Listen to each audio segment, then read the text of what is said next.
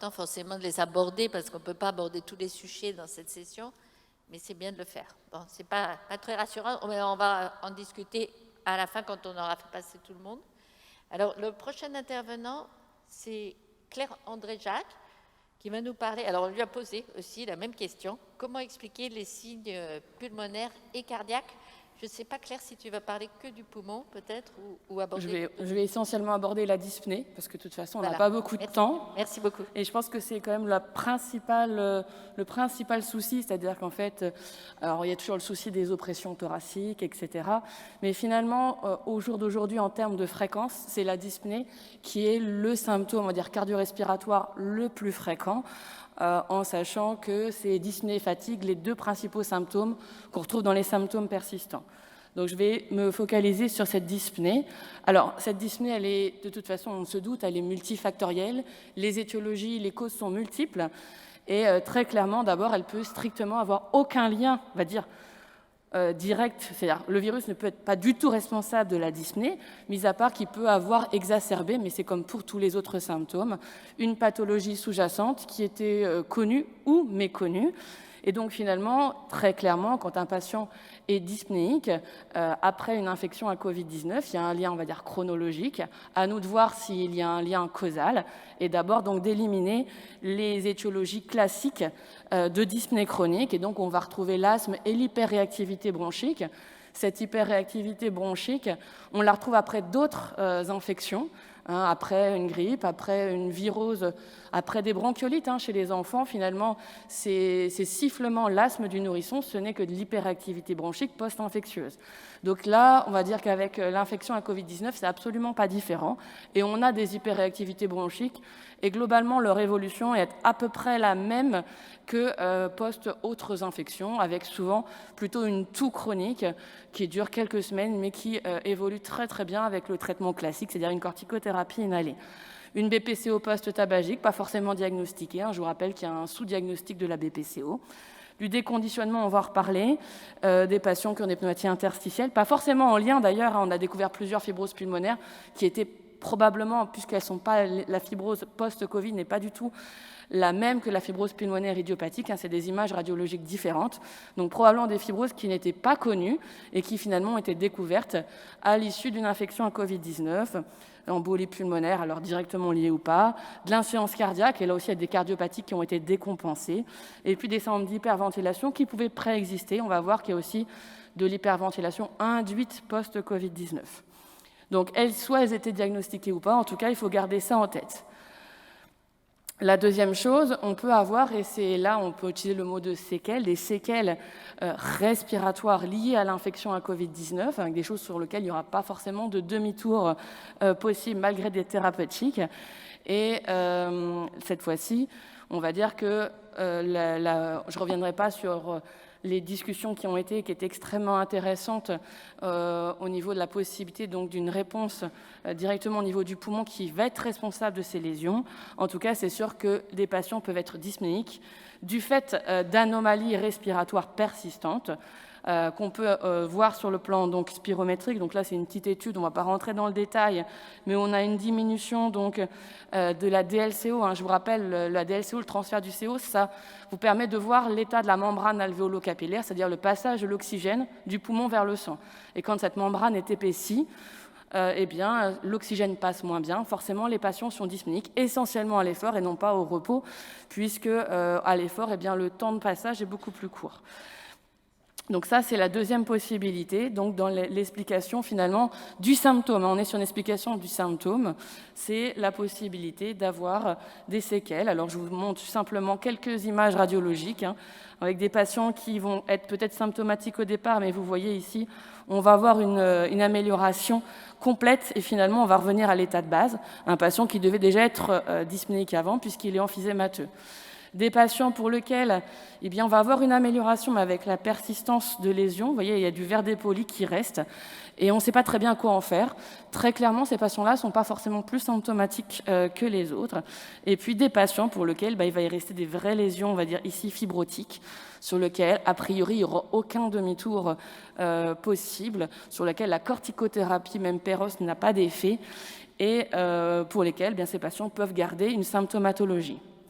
Et puis finalement, on va avoir des symptômes, des patients qui n'ont pas de pathologie sous-jacente, pas d'explication classique à une dyspnée, ne sont pas anémiques, ils n'ont pas de séquelles, entre guillemets, respiratoires de l'infection à Covid-19, et pourtant, ils restent avec ce symptôme, qui est un symptôme très très fréquent dans les symptômes persistants.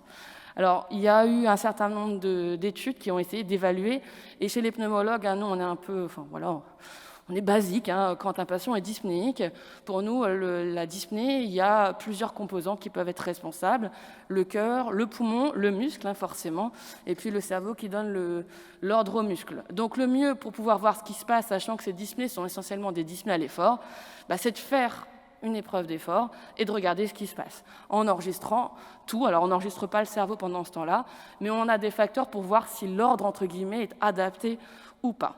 Et donc, il y a eu plusieurs études où l'épreuve d'effort a été proposée à des patients. Donc, voilà une première étude où on fait donc, ce qu'on appelle une VO2 max. On voit si le patient peut arriver à son effort maximal, qui est prédit en fonction, donc, notamment de son âge. Il y a 75 patients qui sont inclus. Sont tous, bien sûr, des patients qui ont fait une infection à Covid. Et ces patients n'ont pas d'antécédents respiratoires dans la grande majorité. Et ceux qui en ont un, c'est un asthme. Donc, il n'y a pas, normalement, un retentissement majeur. 43 de ces patients sont pas guéris, entre guillemets, en tout cas sur le plan respiratoire, ont des anomalies radiologiques. Et quand on fait l'épreuve d'effort, un peu plus de la moitié a une épreuve d'effort qui est pathologique.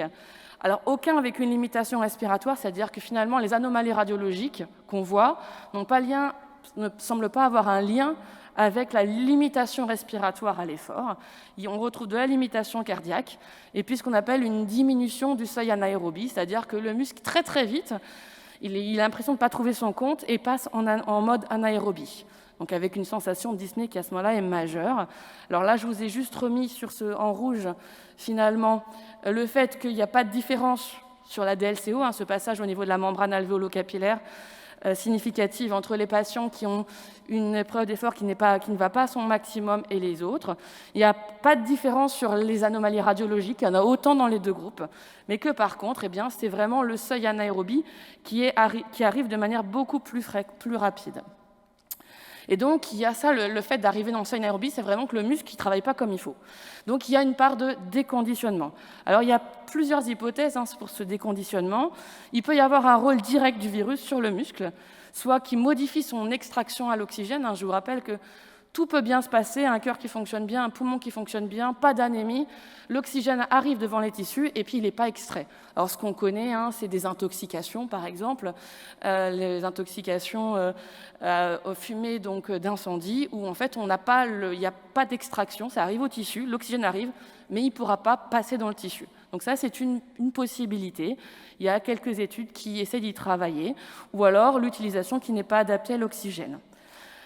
Peut-être de toute façon un rôle de l'hospitalisation prolongée, alors ça concerne forcément que les patients hospitalisés, ou forcément s'il y a eu de la réanimation, on a des muscles qui ont été mis au repos, et ça, vous savez comme moi qu'un muscle qui est mis au repos, qui ne bouge pas, c'est un muscle qui va être très consommateur en oxygène.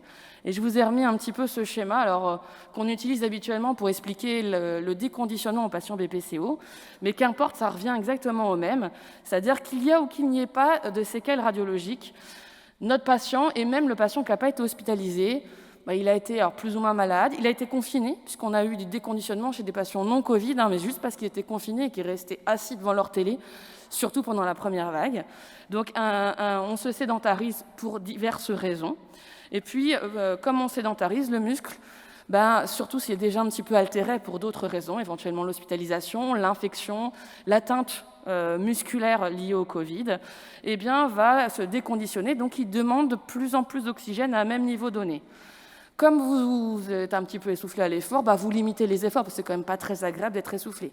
Et comme vous limitez les efforts, votre muscle il travaille encore moins. Et puis finalement, on va arriver vraiment dans un cercle vicieux, avec une aggravation au fur et à mesure de la dyspnée, en sachant que la dyspnée crée une anxiété, parce qu'on n'a pas envie, pas envie de sortir avec des amis parce qu'on ne va pas les suivre. Avec les petits-enfants parce qu'on ne peut pas courir derrière. On allait courir avant, on n'y arrive plus, donc on ne veut pas repartir et essayer de faire quoi que ce soit parce qu'on a trop peur de ne pas y arriver. Et au final, on a en parallèle donc une anxiété, une dépression, un effondrement de la qualité de vie et on bouge de moins en moins. Donc il y a on va dire un cercle vicieux, en sachant que s'ajoute à ça la fatigue qui, on a discuté, fatigue voire épuisement en post-Covid. Et si vous avez de la fatigue, ça va aggraver la dyspnée et vice-versa. Donc ce sont ces symptômes, ils peuvent en plus, une fois qu'ils sont mis en place, rentrer dans un cercle vicieux et s'auto-aggraver. Alors, ce que je disais tout à l'heure, il n'y a pas forcément de lien avec la persistance d'anomalies scanographiques ou spirométriques. Donc ça vaut vraiment le coup d'aller évaluer ça, parce que ce n'est pas parce que le patient n'a pas de séquelles, entre guillemets, de son infection qu'il ne peut pas avoir un déconditionnement. Et puis, il y a peut-être également un rôle de l'inflammation. Donc là, c'était un travail qui essayait de comprendre, alors ce n'était pas que sur le poumon, c'était vraiment, les patients ont été évalués à la fois sur le poumon, le muscle, le cœur, mais également au niveau neurologique. Enfin, il y avait toutes les atteintes, il y avait des TEP scans qui étaient associés. Moi, j'ai repris la partie, on va dire, qui m'intéresse là. On voit bien sûr que les patients Covid, donc globalement, eh bien, vous le voyez au niveau de la VO2, une VO2 max qui est inférieure à ces patients, qu'ils vont avoir, et ça on va en reparler après, également une inefficacité finalement ventilatoire, et que cette inefficacité ventilatoire qui est mesurée ici par le rapport entre la ventilation minute et la VCO2, c'est-à-dire que c'est combien il va falloir de litres minute pour éliminer 1 litre de CO2. Donc plus ce rapport est élevé, plus ça veut dire que vous êtes en train de ventiler très rapidement pour aboutir à quelque chose. Donc il peut y avoir plein de raisons. Et ce qu'on voit en tout cas, eh bien, c'est que ce rapport il augmente fortement avec l'inflammation. Donc il y a probablement des explications là-dedans. Alors ça nécessite d'être fouillé. Pour l'instant, on va dire, on est beaucoup moins avancé que sur la partie neurologique, mais très clairement, il y a probablement un rôle de l'inflammation, alors du virus plus ou moins directement, ou de la réponse à l'infection dans ce déconditionnement. Et puis, il n'y a pas que du déconditionnement. Dominique en a parlé tout à l'heure, il y a de l'hyperventilation. Alors le syndrome d'hyperventilation, en pneumo, on le connaît depuis très longtemps, en sachant qu'il faut bien comprendre que quand on dit syndrome d'hyperventilation, on sous-entend que c'est une hyperventilation qui n'est pas physiologique. De manière physiologique, quand vous allez faire un effort qui est très intense, vous allez hyperventiler, tout simplement pour pouvoir maintenir votre taux d'oxygène adapté pour vos tissus. Quand vous avez une pneumopathie hypoxémiante, bien vous avez hyperventilé pour justement lutter contre cette hypoxémie. Donc ça, c'est physiologique, c'est une réponse adaptée. Quand on a un stress, quand on est anxieux, on va hyperventiler, mais c'est également physiologique. Là, quand on parle de syndrome d'hyperventilation, c'est une hyperventilation qui n'est pas du tout physiologique. On n'en a pas besoin pour maintenir une hypoxémie. Il n'y a pas forcément un stress qui est associé, alors ça peut aggraver après. Et donc, ce syndrome d'hyperventilation est extrêmement inconfortable, puisque comme on respire très vite alors qu'on n'a pas besoin, on a vraiment cette sensation de dyspnée. Alors qu'à côté de ça, si on vous met le saturo, on vous dit « mais n'importe quoi, tu as 100 de SAT, il n'y a aucun problème ». Et donc, je vous montre quelques études, et on voit que ces patients, eh bien, alors on ne va pas rentrer dans le détail, c'est pareil, ce sont des épreuves d'effort, on reste basique en pneumo. Ce qu'on voit, c'est que très rapidement, ces patients, dès le début de l'effort, donc dès un effort minime, ils augmentent fortement leur volume courant. Donc déjà, il y a quelque chose qui n'est pas normal. Et ils ont un rapport, donc VE sur VO2, donc c'est la même chose que tout à l'heure pour le CO2, c'est la quantité de ventilation minute pour apporter 1 litre d'oxygène, qui est très rapidement très élevée. La normale elle est entre 25 et 30.